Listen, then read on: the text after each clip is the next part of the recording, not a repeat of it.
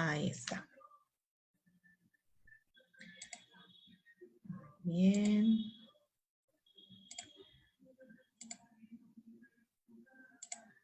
Ok, vamos a empezar en 3, 2, 1. Bien, muy buenas tardes. Nos encontramos en esta oportunidad para dialogar con una excelente profesional. Ella se encuentra con nosotros porque van a organizar ya el inicio de una actividad muy importante que se va a llevar a cabo en nuestro país y dirigido además a docentes, que es además tan importante, un evento de ciencia holística en la educación.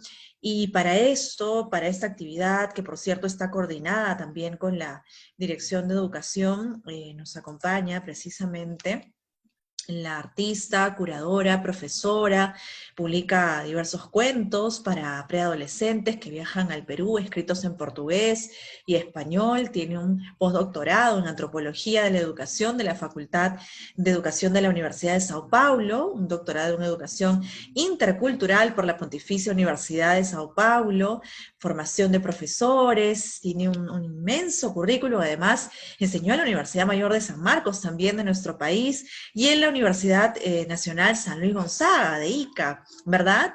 Ella nos acompaña en esta oportunidad, es la doctora Yanina Moquillaza Sánchez, a quien damos la más cordial bienvenida. ¿Cómo está? Y bienvenida al programa para dialogar un poco de este gran evento que tienen. Muchas gracias por la invitación.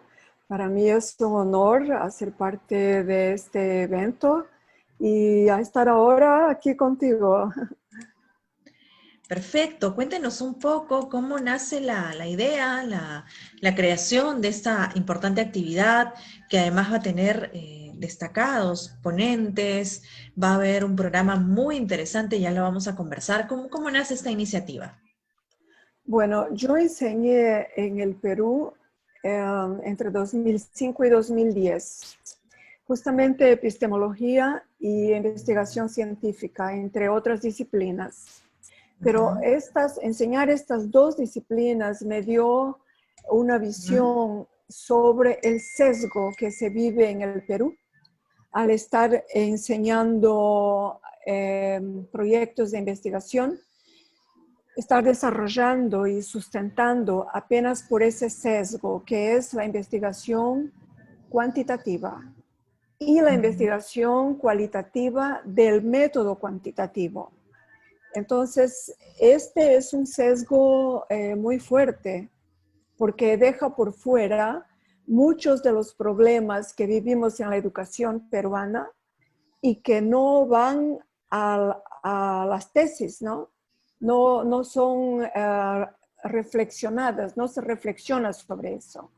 Hay sí algunas pocas investigaciones que encontré en la Pontificia Universidad Católica, pero principalmente profesores que han estudiado en el extranjero.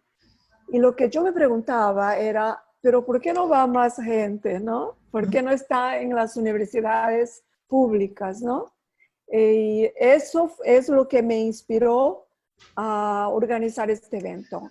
Tuve mucha suerte porque encontré a amigas que Inés Pérez Quiroga, Alicia Pariona, Mari Carmen Paredes, que se unieron a mí y que fuimos a también encontrar la comprensión de la directora de la UGEL, Gianina Antonio, que abrió su corazón y acá estamos. Genial, qué bueno. Además, porque esto está dirigido a docentes, profesores que tienen esa enorme tarea, además de promover educación, y sobre todo en el contexto que vivimos, ¿no? Pospandemia, con una serie de retos de frente y con una mirada distinta a la educación, en la que es muy complicado, además, inducir al estudiante a investigar, ¿no? Estamos en una época, podríamos decir, del copia y pega, donde se ha perdido quizás muchísimo el tema de la lectura, el tema de indagar más allá de lo que nos enseñan las aulas. ¿Cómo promover este tipo de investigación, sobre todo en este escenario, doctora? Sabe que justamente cuando yo enseñé ahí, yo di bastantes de esta investigación cualitativa antropológica. Porque, ¿qué es lo que hace la antropología?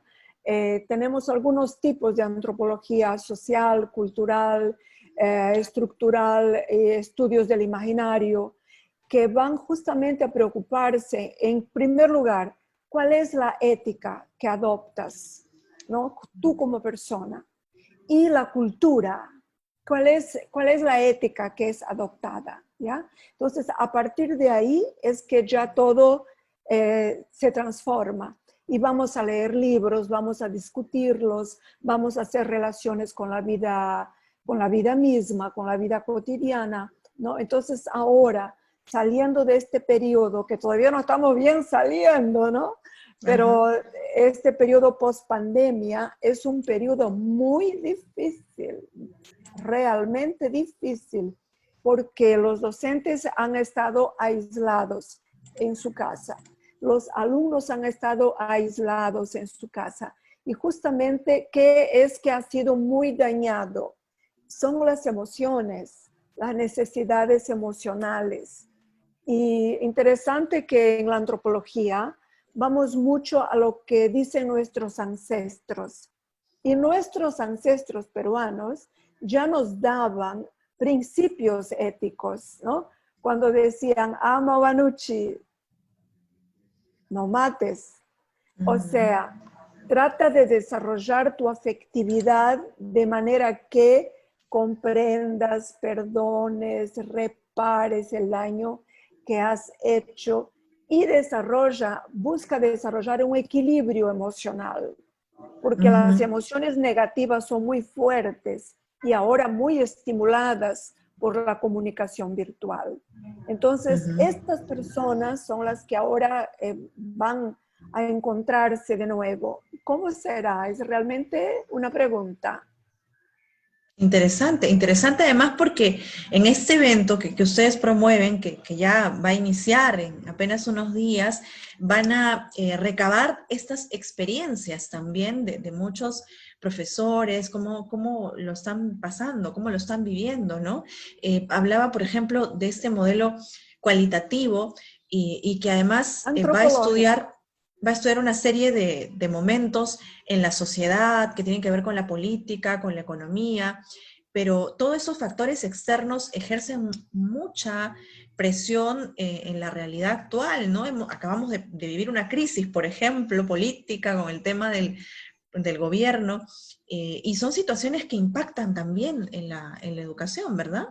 Seguramente, siempre, la educación siempre recibe influencias económicas, sociales, políticas, culturales, y así va siendo su historia. Ahora, es necesario investigar, es necesario estudiar cada aspecto de estos, ¿no? La economía y la educación, ¿qué nos muestra históricamente en el Perú, ¿no? La sociología y la educación, ¿qué nos muestra históricamente en el Perú? Por ejemplo, el racismo, ¿no? Entonces, el racismo peruano es extremadamente perverso. ¿Y de dónde viene, no? ¿Por qué es una persona racista, no? Con que me demuestre que es racista, ya me está diciendo que no ha tenido acceso al conocimiento que le demostrara que el racismo es un instrumento de dominación que fue usado por los españoles para dominarnos mejor. Y que tú lo mantengas, me estás diciendo de tu ignorancia, de que no has tenido acceso a este conocimiento.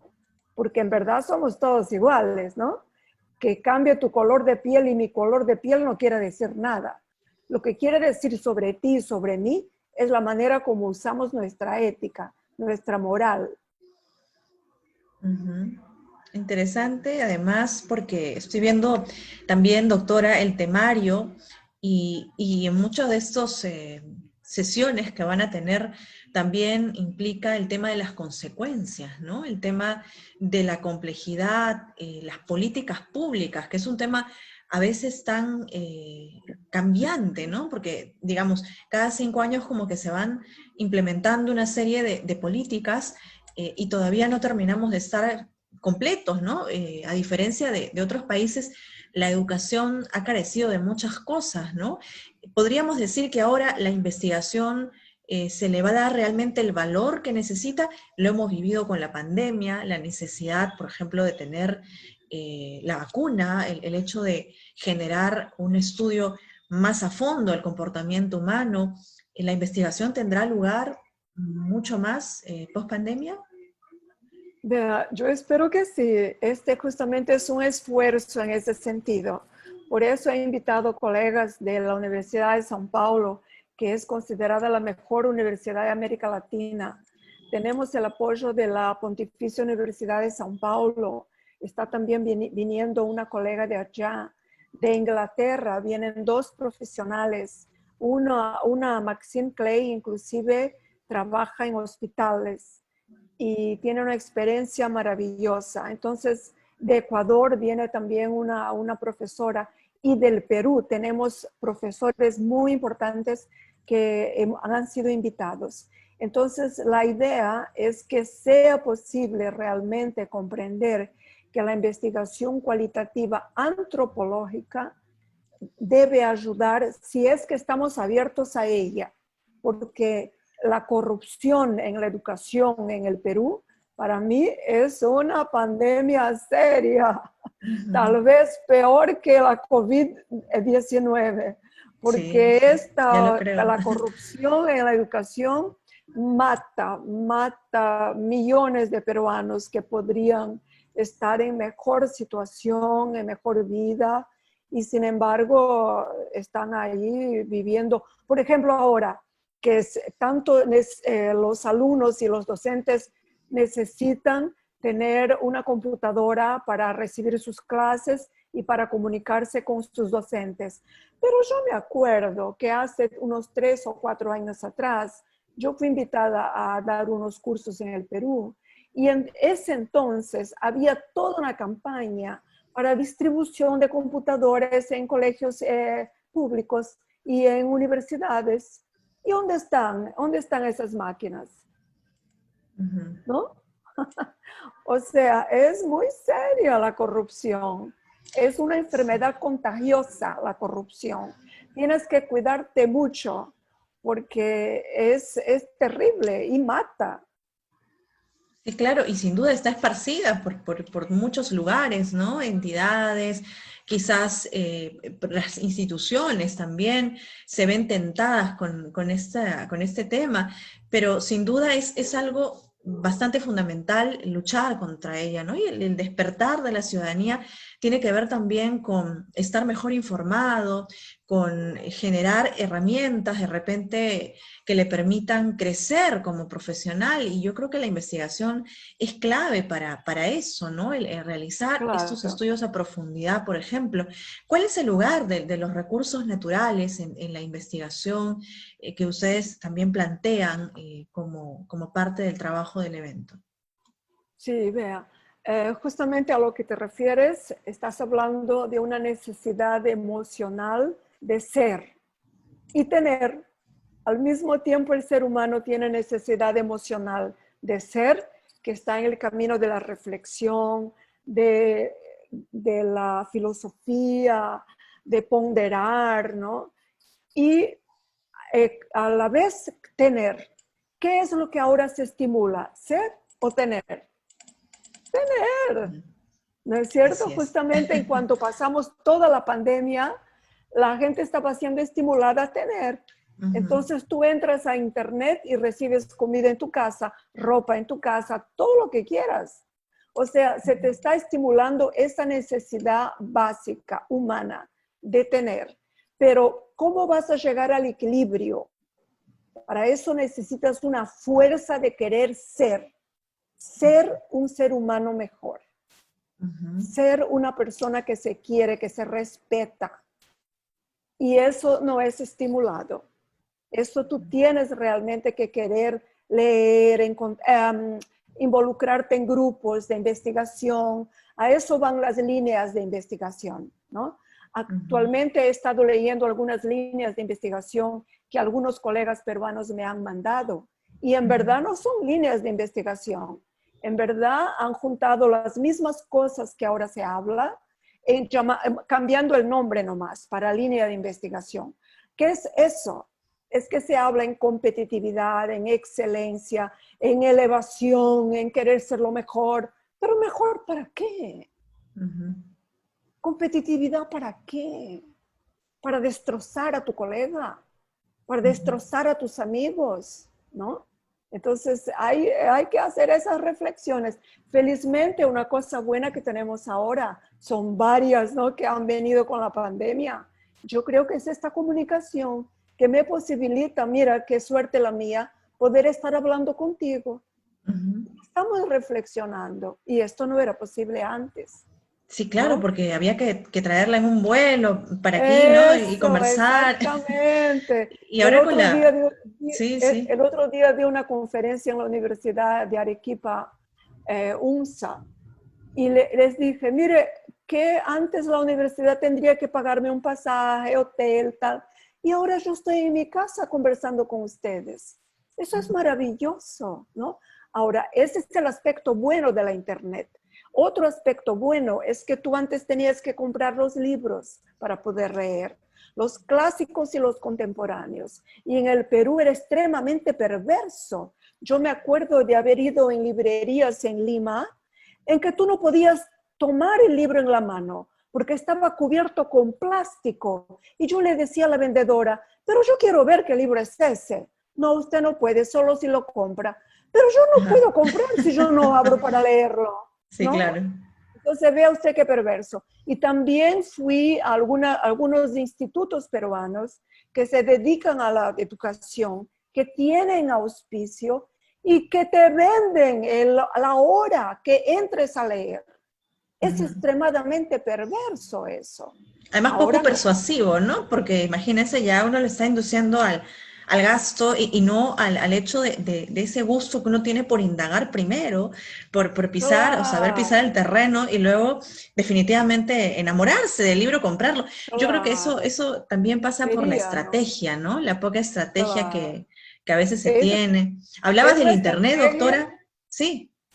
No, yo iba a completar que es estrategia de mantener las diferencias sociales en el Perú, que también Ujú. son diferencias sociales perversas. O sea, yo tengo acceso al libro. Tú, si quieres tener acceso, paga. Ajá. Más Perverso. claro ni el agua realmente, ¿no? Es Claro, como... ahora no, ahora tú vas a la internet y ahí tienes todos los textos que quieras de los filósofos, los pensadores clásicos y los de ahora. En el Perú tenemos a Aníbal Quijano, tenemos a Gonzalo Portocarrero y a Ujú. otros profesores brillantes, pero que Ese, están ahí con sus libros sí, guardados. y ese es un tema que también le iba a preguntar, ¿cuál es el lugar de la filosofía, no? Porque antes en la currícula peruana se incluía un curso de filosofía y bueno, eso ha pasado a llamarse de otra manera y ha cambiado el concepto y ya nos enseña filosofía y la filosofía es la que nos hace lo que estamos haciendo ahora, el hecho de pensar, el hecho de preguntarse muchas cosas respecto al ser y además analizar diversas teorías, planteamientos y Exacta- enriquecerse espiritualmente, ¿no? Sin filosofía creo que Exactamente. no A ver, podríamos llegar a encontrar ciertos rumbos en la vida. claro. Importante recuperarla, ¿no? Claro que sí. Sabes que un antropólogo norteamericano, Clifford Geertz, acostumbraba a decir que, ah, acuérdate que todo ítem de cultura está relacionado en relaciones de poder. Entonces, ¿por qué será que se sacó la filosofía de la educación peruana? ¿A quién le interesa que el peruano no filosofe, no tenga acceso a los libros, ¿no? ¿Por qué será que las librerías no usan ese marketing que en otros países se usa? Acá, por ejemplo, en Brasil, tú vas a una librería, hasta te han puesto eh, almohadas en los tapices Sí, para sí, que sí. ahí te eches a leer, ¿viste?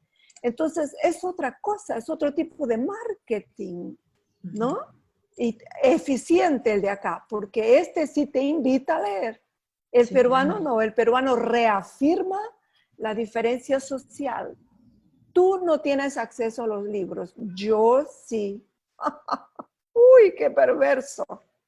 Sí, pues eso como que falta mucho, pero hay trabajos muy interesantes, más ahora, en estos tiempos, de los gestores culturales, de gente desprendida, pero no necesariamente viene de arriba, donde debería venir, ¿no? Claro El que hecho es que no, no va a viene venir de como tema arriba. independiente, como parte Claro, de una labor sacrificada a veces de los propios escritores claro, no, o claro. No va a investigadores. venir de arriba porque la élite peruana se ha acostumbrado a ella nomás, Ujú. ¿no? Y la clase media peruana tampoco se involucra con el pueblo. Yo me acuerdo cuando yo empecé a pensar sobre todo esto, en la calle que yo estaba alojada de un tío que vivía en San Borja. Yo pasaba por ahí caminando por la avenida, para Avenida Las Artes, para irme a la universidad a dar clase. Y yo pasaba por una casa que tenía un afiche que decía así: se Ujú. busca muchacha, Ujú. sin colegio. Wow. Pucha, eso es de matar. Pero esa es la realidad peruana. Y Sí, la pues. gente cree que es así, ¿ah? Que no puede cambiar. Sí puede cambiar, mi amor. Sí puede y debe cambiar. Porque lo merecemos. Nosotros somos una gente linda, una gente bella, inteligente. Hay que mirar a las líneas de Nazca para comprenderlo. Hay que ver este museo antropológico de Ica para comprenderlo. Toda la mitología, la antropología que hay ahí. Hay que Sí, claro. escuchar a nuestros filósofos, ¿no? Pero ¿qué pasa? Que la élite nomás compra. ¿Por qué será? Sí, claro, hay todo un sistema ahí confabulando, ¿no? Detrás, pero sin duda es interesante que podamos dialogar sobre eso y que más profesores accedan, más personas dedicadas a la investigación no pierdan ese sentido de indagar, de investigar este aspecto cualitativo que no necesariamente está cifrado en estadística, en números, sino en el análisis social, que es un tema tan fundamental. Doctora, ¿cuáles son las fechas y cuál es el mecanismo para que puedan participar de este evento que ustedes están promoviendo de ciencia holística? Sí, mira, que está en Facebook de la UGEL y también varios de los profesores y han puesto en su Facebook. Será transmitido también y empieza ahora el sábado, pasado mañana, de 9 a 10:30 hora peruana y va hasta el 12 de diciembre con Wow. varios investigadores peruanos, extranjeros, una gente muy buena, muy simpática y muy competente en sus universidades. Y en fin, creo que va a ser bien bonito. Se pueden inscribir entonces por el Facebook de la UGEL. Van De a la transmitirlo en UGEL, vivo, supongo, perfecto. también. Eso, sí, sí, sí, en vivo. Y es gratuito, ¿eh? Genial, genial. Muchas gracias, Con doctora. Ha sido un gusto. certificado. Ha sido un gusto enorme Igualmente. conversar con usted. Un mensaje final que quiera dejarnos a todos los televidentes que nos están viendo a esta hora. Bueno, muchas gracias. Para mí es un honor estar acá ahora con una persona tan preparada y que entiende la ciencia. Y me gustaría que más personas también entren en esta ola de popularización de la ciencia y concientización por medio de la ciencia. Y sumat causai, que más bienestar venga para más gente.